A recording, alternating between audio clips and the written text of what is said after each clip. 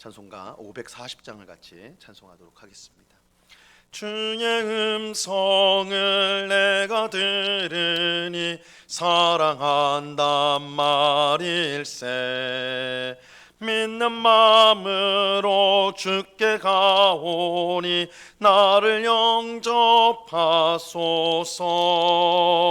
내가 매일 십자가 앞에 더 가까이 가오니 구세주의 흘린 보배 피로써 나를 정케 하소서. 주여 넓으신 은혜 베푸사 나를 받아주시고 나의 품은 뜻 주의 뜻같이 되게 하여 주소서. 내가 매일 십자가 앞에 더 가까이 가오니 구세주의 흘린 보배 피로써 나를 정케 하소서. 주의 보좌로 나갈 때에 어찌하니 기쁠까. 주의 얼굴을 항상 배우니 더욱 친근합니다. 내가 매일 십자가 앞에 더 가까이 가오니 구세주의 흘린 보배 피로써 나를 정케 하소서. 우리 구주의 넓은 사랑을 증량할 자 없으며 주가 주시는 참된 기쁨도 헤아릴 수 없도다. 내가 매일 십자가 앞에 더 가까이 가오니 구세주의 흘린 보배 피로써 나를 정케 하소서. 아멘. 기도하겠습니다. 참 좋으신 아버지 하나님, 오늘도 저희들을 단잠에서 깨워주시고 기도의 자리로 나올 수 있도록 우리에게 힘과 은혜를 베풀어 주심을 감사합니다. 이 시간에도 우리의 모든 더럽고 추악한 죄악을 십자가 보혈로 깨끗이 씻어 주시옵소서. 우리의 옛사람이 예수님과 함께 십자가에 못 박혀 죽고 예수님의 부활과 함께 우리가 새 생명으로 새 사람이 된 줄로 믿습니다. 이전에 행하던 모든 악한 일들을 버리게 하옵시고 하나님을 기쁘시게 하는 삶을 날마다 살아갈 수 있도록 저희들을 붙잡아 주시옵소서. 그러나 우리의 결심과 결단은 너무나 약해서 되돌아서면 잊어버리고 되돌아서면 세상을 향해 나아가는 저희들이 오니 오직 성령으로 충만하게 하셔서 성령 하나님께서 언제나 우리의 생각, 우리의 입술의 말과 우리의 모든 행실을 다스려 주셔서 우리 하나님을 기쁘시게 하는 삶을 살 수 있도록 주님 저희들을 주장하여 주시옵소서. 우리의 영적인 눈을 환하게 열려 주셔서 언제나 주님이 우리와 함께 하심을 보게 하옵시고 우리의 귀를 열어 주셔서 항상 주의 말씀을 듣고 깨닫는 저희들 되게 하여 주시옵소서. 예수님과 동행함이 우리에게 기쁨이요 또한 그것이 가장 안전한 것임을 알게 하여 주사 늘 주님과 동행하며 주님 곁에 거하기를 힘쓰는 저희 모두가 되도록 주님 도와 주시옵소서. 이 시간 주의 말씀을 듣고자 합니다. 성령 하나님께서 밝히 조명하여 주셔서 주의 말씀의 뜻을 깨닫게 하옵시고 주신 말씀을 통하여 우리의 믿음이 더욱더 견고해지고 우리의 소망이 더욱더 분명해지는 귀한 은혜를 받게 하여 주시옵소서. 이 새벽에도 귀한 은혜 주실 주님께 감사와 찬양을 올려드리오며 예수 그리스도 이름으로 기도드리옵나이다. 아멘. 우리 하나님 말씀을 다 같이 봅니다. 마태복음 9장 1절로 8절까지의 말씀을 우리가 다 같이 보도록 하겠습니다. 마태복음 9장 1절로 8절까지의 말씀입니다.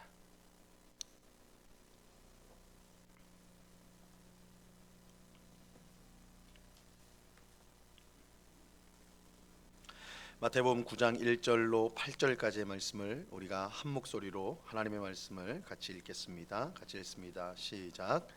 예수께서 배에 오르사 건너가 본 동네에 이르시니 침상에 누운 중풍병자를 사람들이 데리고 오거늘 예수께서 그들의 믿음을 보시고 중풍병자에게 이르시되 작은 자야 안심하라 내 죄 사함을 받았느니라. 어떤 서기관들이 속으로 이르되 이 사람이 신성을 모독하도다. 예수께서 그 생각을 아시고 이르시되 너희가 어찌하여 마음에 악한 생각을 하느냐. 내 죄 사함을 받았느니라 하는 말과 일어나 걸어가라 하는 말 중에 어느 것이 쉽겠느냐. 그러나 인자가 세상에서 죄를 사하는 권능이 있는 줄을 너희로 알게 하려 하노라 하시고 중풍병자에게 말씀하시되 일어나 내 침상을 가지고 집으로 가라 하시니 그가 일어나 집으로 돌아가거늘 무리가 보고 두려워하며 이런 권능을 사람에게 주신 하나님께 영광을 돌리니라. 아멘. 예수님은 제자들과 함께 배를 타고 갈릴리 호수를 건너다가 큰 폭풍을 만나게 되지요. 이때 예수님은 성난 바람과 바다를 꾸짖으셨고 즉시 잔잔해졌습니다. 이것은 예수님이 온 세상 만물을 다스리시는 하나님의 아들이심을 보여주는 사건입니다. 또 예수님은 가다라 지방에 도착했을 때 길을 막아선 귀신 들린 두 사람을 만나게 되죠. 이 두 사람은 귀신의 힘으로 쇠사슬까지도 쉽게 끊어내는 그런 괴력을 가지고 사람들을 위협하였습니다. 하지만 예수님께서 귀신을 향해 귀신 들린 사람을 향해 귀신아 나와라 이렇게 말씀하니까 그 즉시 귀신이 사람들에게서 나와 돼지떼에게로 들어가게 됩니다. 아무리 대단한 힘을 가진 귀신이라도 예수님 앞에서는 꼼짝하지 못했습니다. 이것은 예수님이 보이지 않는 영적 세계를 그 뜻대로 다스리는 하나님의 아들이심을 보여주는 사건입니다. 그래서 이 일련의 사건들, 이 호수에서 폭풍을 만나서 그걸 잔잔하게 한 사건, 그리고 가다라 지방에서 귀신 들린 두 사람을 에게서 귀신을 쫓아낸 이 사건들은 단순한 기적이 아니라 예수님이 하나님의 아들이심을, 하나님의 아들의 권세를 갖고 계신 분임을 드러내는 사건입니다. 오늘 우리가 읽은 본문 또한 예수님이 하나님의 아들로서 어떤 권세를 가지고 계시는지를 우리에게 알려주고 있어요. 자, 오늘 본문 1절과 2절을 보시기 바랍니다. 예수께서 배에 오르사 건너가 본 동네에 이르시니 침상에 누운 중풍병자를 사람들이 데리고 오거늘 예수께서 그들의 믿음을 보시고 중풍병자에게 이르시되 작은 자야 안심하라 내 죄 사함을 받았느니라. 예수님께서 가다라 지방에서 다시 본 동네로 돌아오셨습니다. 여기서 이 본 동네라는 것은 가버나움을 가리키는 것입니다. 이 가버나움은 예수님께서 갈릴리 사역을 하실 때 그 중심이 되는 도시로서, 그러니까 선교 센터라고 말해도 될 정도로 예수님이 이제 갈릴리 전역을 돌아다니시는데 꼭 가버나움으로 다시 돌아오는, 그래서 선교 기지, 선교 센터의 역할을 했던 것이 이 가버나움입니다. 그래서 이 본 동네라 이렇게 이제 표현을 하고 있는 것이죠. 예수님이 가버나움에 계시다라는 소문이 퍼졌고 수많은 사람들이 예수님이 계신 집으로 몰려 들었습니다. 예수님은 집에 가득한 사람들에게 복음을 전하셨습니다. 예수님은 항상 사람들이 모여들면 병자를 고치시고 천국 복음을 전하셨죠. 이날도 마찬가지였어요. 집에서 복음을 전하셨어요. 이때 침상에 누운 중풍병자를 사람들이 데리고 왔습니다. 중풍병자라는 것은 몸이 마비되는 거니까 그 마비된 사람을 침상에 누인 채로 지금 예수님 앞에 데리고 온 거예요. 들고 온 거예요. 오늘 본문은 말씀하지 않지만 같은 이야기를 전하는 마가복음 2장에 보면 이날의 상황을 보다 자세하게 알 수가 있습니다.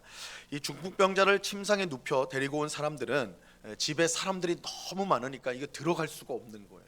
예수님을 만나야지 뭐 치료도 받고 할 텐데 아예 집 안으로 들어갈 수가 없는 겁니다. 사람이 꽉 차가지고.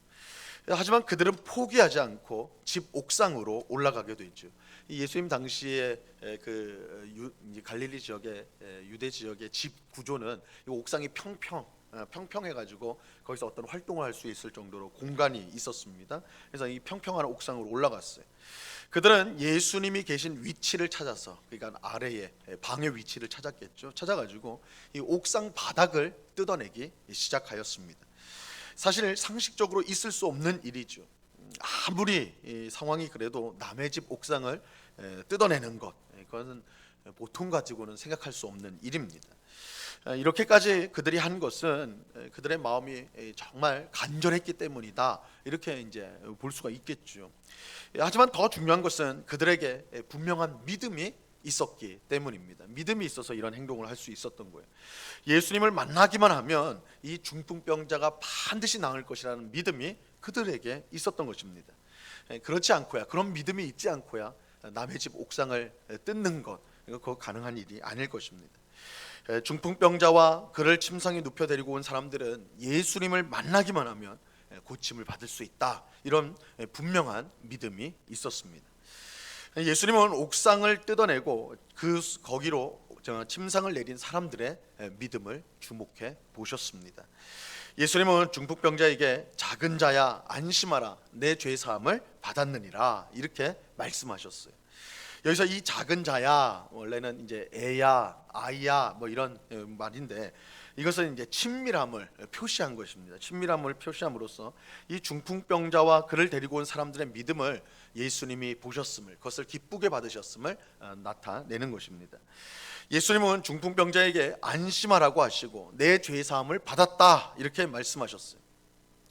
이것은 예수님께서 중풍병자의 진정한 문제가 무엇인지 아셨고 그 문제를 해결해 주셨음을 보여주는 것입니다. 우리는 중풍병자의 문제가 단지 그가 지금 걸려있는 이 중풍병에 있다라고 생각하기 쉬워요. 하지만 예수님은 이 중풍병자의 더 근원적인 문제, 그가 가진 근원적인 문제를 보셨습니다. 그것은 죄의 문제입니다. 죄의 문제. 우리의 모든 불행은 근본적으로 죄에서 비롯됩니다. 물론 중풍병자가 어떤 특별한 죄를 지어서 이렇게 병에 걸렸다, 그렇게 말씀드리는 건 아니에요. 성경에도 그렇게 말하고 있지 않죠. 우리가 병에 걸렸을 때 어떤 사람들이 주장하는 것처럼 그 모든 것이 죄나 혹은 마귀의 탓으로 우리는 돌려서는 안 됩니다.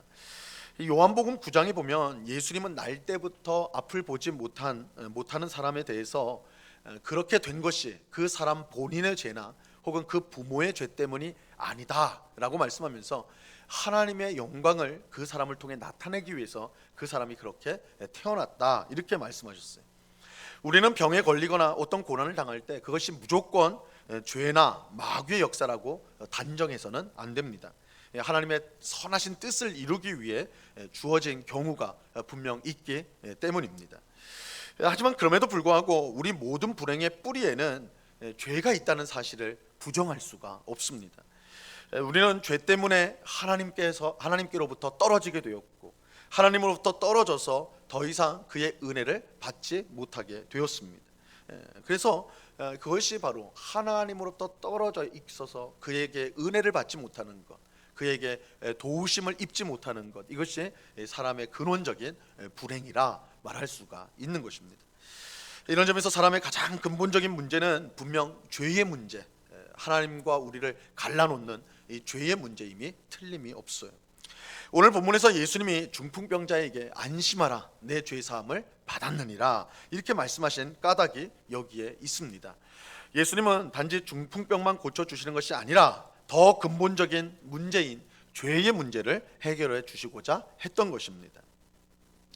하지만 예수님의 이 말씀은 그 자리에 있던 서기관들의 마음을 불편하게 만들었어요. 자, 3절 말씀을 보세요. 어떤 서기관들이 속으로 이르되 이 사람이 신성을 모독하도다. 이 서기관들은 성경을 연구하는 신학자들이었습니다. 그들은 예수님이 중풍병자에게 내 죄 사함을 받았다 하신 말씀을 듣고 경악하였어요. 왜냐하면 죄는 오직 하나님만 용서할 수 있기 때문입니다. 이 하나님만 할 수 있는 일을 예수님이 지금 했다고 하니까 예수님이 중풍병자에게 내 죄 사함을 받았느니라 이렇게 말씀하셨으니까 이거 하나님만 하실 수 있는 말인데 예수님이 하는 건, 예수님이 그 말을 하니까 그들 생각에 이거는 틀림없이 신성을 모독한 것이다, 하나님을 모독한 것이다, 이렇게 생각을 한 것이죠. 사실 서기관들은 예수님의 말씀을 제대로 이해한 거예요. 그들은 제대로 이해를 했어요.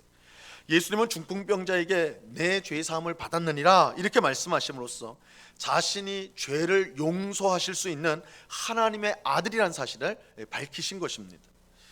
다만 서기관들은 예수님이 하나님의 아들이란 사실을 믿지 않았기 때문에 그것을 신성 모독이라고 생각을 했을 뿐이죠. 예수님은 죄 용서를 선언하심으로써 자신이 하나님의 아들이심을 분명히 나타내신 것입니다. 우리가 앞에서 살펴보았던 것처럼 예수님은 자연 만물을 그 뜻대로 다스리는 권세를 가진 하나님의 아들입니다. 또 예수님은 귀신을 비롯한 영적 세계를 다스리는 권세를 가진 하나님의 아들이세요. 오늘 본문에서 예수님은 죄를 사하실 수 있는 권세를 가진 하나님의 아들로 나타나고 있습니다. 그렇게 하나님의 아들이신 예수님을 믿는 사람에게 구원과 영생이 주어지게 되는 것입니다. 예수님이 이처럼 자연을 다스리는 권세, 또 보이지 않는 영적인 세계를 다스리는 권세, 심지어 죄를 사하는 권세를 갖고 계시는 하나님의 아들 예수님이시다. 이 말은 오직 예수님만이 우리에게 구원과 영생을 주실 수 있다는 것입니다. 또한 예수님은 자기를 믿고 의지하는 사람, 예수님을 따르는 사람을 항상 지켜주시고 보호하여 주시는 것입니다. 그래서 예수님은 우리가 앞장 8장에서 자기 아버지를 장사한 후에 예수님 따르겠습니다 라고 한 제자에게 즉시 나를 따르라 이렇게 명령하셨는데, 이것은 예수님이 하나님의 아들로서 우리에게 구원을 주시는 분이시기 때문에 예수님을 따르는 일이 이 세상에서 가장 중요한 일이기 때문에 그렇게 말씀하셨던 것이죠. 그 이야기가 계속해서 지금까지 이어지고 있는 거예요. 한편 예수님은 신성 모독이라고 비난하는 이 서기관들을 향해서 이렇게 이제 질문을 하세요. 5절을 보세요. 5절 말씀. 내 죄 사함을 받았느니라 하는 말과 일어나 걸어가라 하는 말 중에 어느 것이 쉽겠느냐.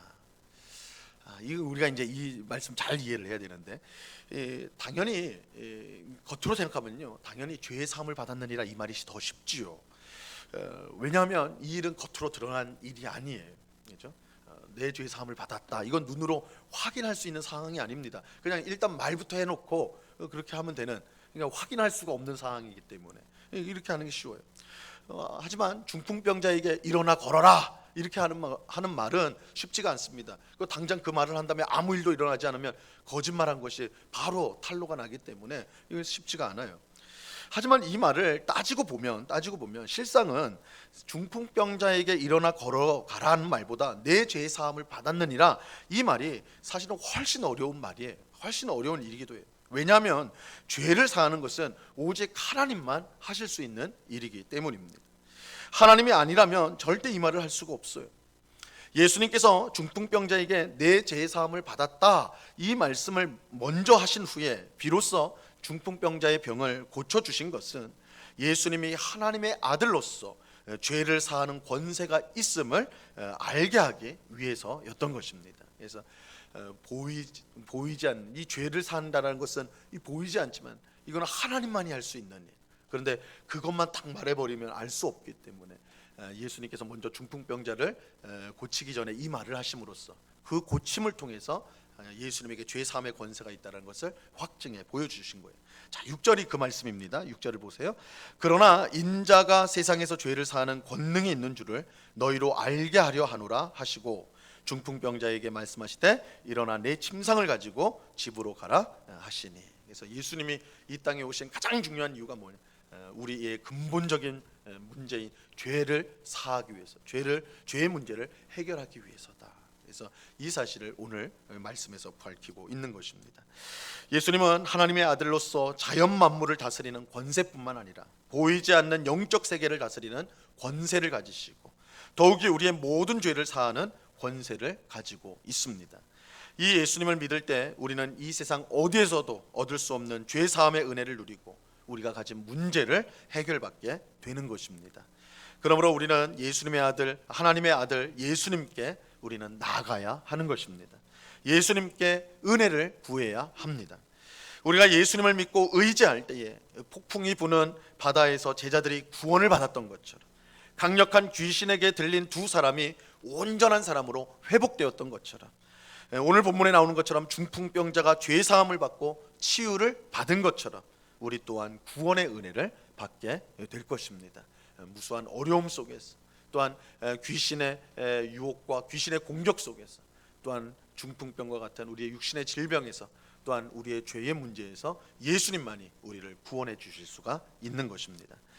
오늘 새벽에 기도하는 우리 모두가 하나님의 아들이신 예수님을 믿고 의지함으로 그가 베푸시는 구원의 은혜를 풍성히 누리는 우리 모두가 될 수 있기를 바랍니다. 예수님 앞에 항상 나아가 그의 풍성한 은혜와 사랑, 복을 받아 누리는 하나님의 아들이신 예수님만을 따라가는 우리 모두가 될 수 있기를 우리 주님의 이름으로 간절히 축원합니다. 기도하겠습니다. 하나님 아버지, 감사합니다.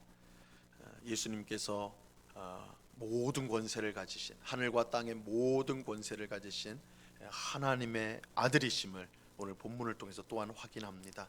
예수님은 자연 만물을 다스리는 권세를 가지신 하나님의 아들이시오, 또한 귀신을 굴복시키고 영적 세계를 다스리시는 하나님의 아들의 권세를 갖고 계시고, 또한 오늘 본문에서처럼 중풍병자의 죄 문제를 해결하실 수 있는, 죄 사함을 주실 수 있는 또한 권세를 가지신 하나님의 아들이십니다.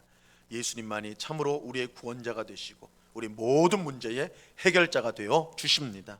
이 사실을 분명히 믿고 우리가 언제나 예수님 앞에 나아가는 저희가 되게 하여 주시옵소서. 하나님의 아들로서 모든 권세를 가지신 예수님을 의지하고 또한 예수님 앞에 간구할 때에 우리의 모든 인생의 문제가 풀려질 줄로 믿습니다. 우리의 죄의 문제가 해결되어지고 또한 우리의 인생의 문제가 해결되어지며 늘 주님과 주님이 베푸시는 풍성한 은혜와 복을 누리며 살아가게 될 줄로 믿사오니, 항상 예수님 앞에 나아가는, 항상 예수님께 간구하는 주의 모든 백성들이 다 될 수 있도록 도와 주시옵소서. 사도 바울처럼 예수님을 아는 지식이 너무나 귀하여서 세상의 모든 것들을 쓰레기처럼 여겼던, 정말로 예수님의 이름, 예수님이 얼마나 귀하신 분임을 우리가 분명히 알고 그 예수님을 사랑하고 그 예수님을 따라가고 예수님을 의지하는 모든 주의 백성들이 다 될 수 있도록 주님 주장하여 주시옵소서. 아버지 하나님, 이 시간에 또한 간절히 기도하옵기는 이번 주일 4월 24일 주일 우리가 파송 예배를, 해외 선교사 파송 예배를 드리게 됩니다. 아버지 하나님, 우리 은곡교회 주신 귀한 사명이며 또한 귀한 은혜인 줄로 믿습니다.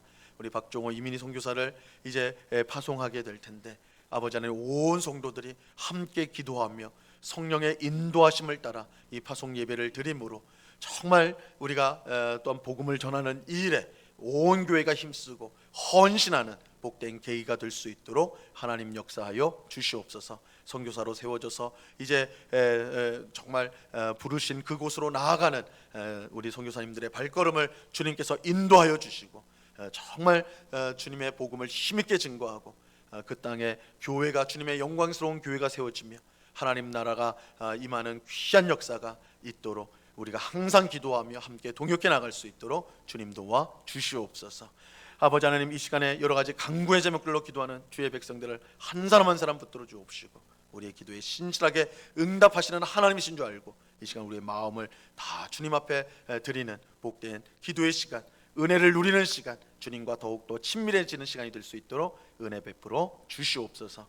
감사와 찬양을 주께 드리오며 예수 그리스도 이름으로 기도드리옵나이다. 아멘. 하늘에 계신 우리 아버지여, 이름이 거룩히 여김을 받으시오며 나라에 임하옵시며 뜻이 하늘에서 이룬 것 같이 땅에서도 이루어지이다. 오늘날 우리에게 일용할 양식을 주옵시고 우리가 우리에게 죄 지은 자를 사하여 준 것 같이 우리 죄를 사하여 주옵시고 우리를 시험에 들게 하지 마옵시고 다만 악에서 구하옵소서. 대개 나라와 권세와 영광이 아버지께 영원히 있사옵나이다. 아멘.